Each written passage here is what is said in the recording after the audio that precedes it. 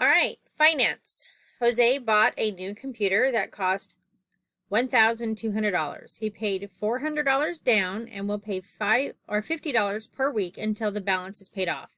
How many weeks, W, will it take Jose to pay off the computer? All right, the first thing we're going to do is we're going to circle important numbers.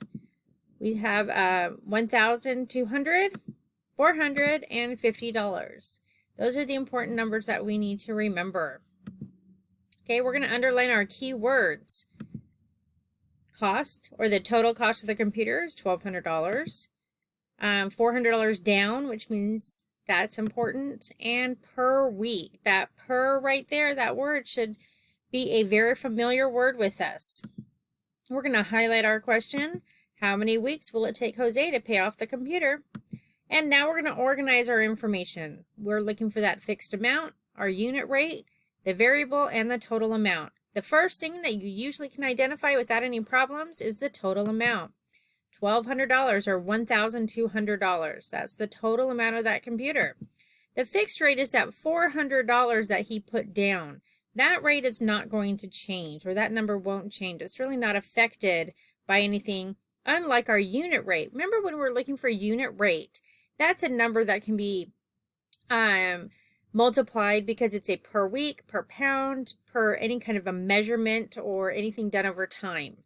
That $50, because it says per week on there, tells us that that's a unit rate. And I'm sorry this thing keeps popping up. Hopefully I can figure out a way to fix it from doing that. But every time I kind of click it, it does that. So just look on your screen and understand what we have left. And hopefully it'll disappear like it just did so you can still see. Now our variable, again, they'll give you a letter up there, sometimes in parentheses. That's the letter you're going to be using as your variable, and we're going to place that right there. Okay, so we have all of our numbers and our variable in a nice, lovely row right now. We need to decide, are we adding, subtracting, multiplying, dividing? What are we doing with all of this? Well, in order to get my total amount, I have to add my $400 to the $50, but I'm not adding the $50 to the W. I have to multiply that because each week I am giving $50. So it's going to be multiplied each week, like 50 times the first week, 50 times 1 is 50. But the second week, it's going to multiply or double.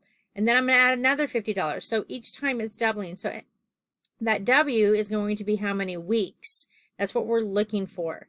And that multiplies by the 50. I take that, add it to the 400. And at that point, it should all together equal my 1,200. And that's what we're going to work out in this next slide. So this is the slide you're also going to be filling out after you've done that slide. We've taken our equation, we wrote it up here on the top so you can see it. I just took away the dollar sign so you don't have to worry about that. And I took away that circle which represented multiplications, and I just stuck that 50 and that W together because that also means multiplying. The first step, I'm looking for the distributive property or combining like terms. I don't need to do that on here because this is pretty simple. But now I need to look for the addition or subtraction and do the inverse operation. So right now, right here, I have my 400, which is not connected to my variable. So I need to work this number first. If there's nothing in front of it, that means it's a positive 400. So in order to get rid of it, I need to do the inverse operation or the opposite.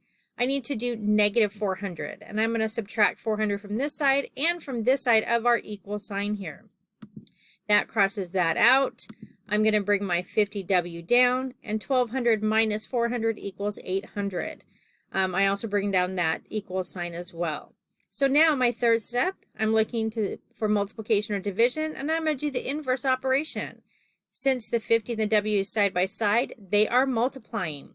So the opposite of multiplication is division, and I'm going to divide by 50 on both sides. That cancels that out. I'm going to bring my W down because that's what's left over, and 800 divided by 50 equals 16. Now, I am not done. I cannot stress this enough.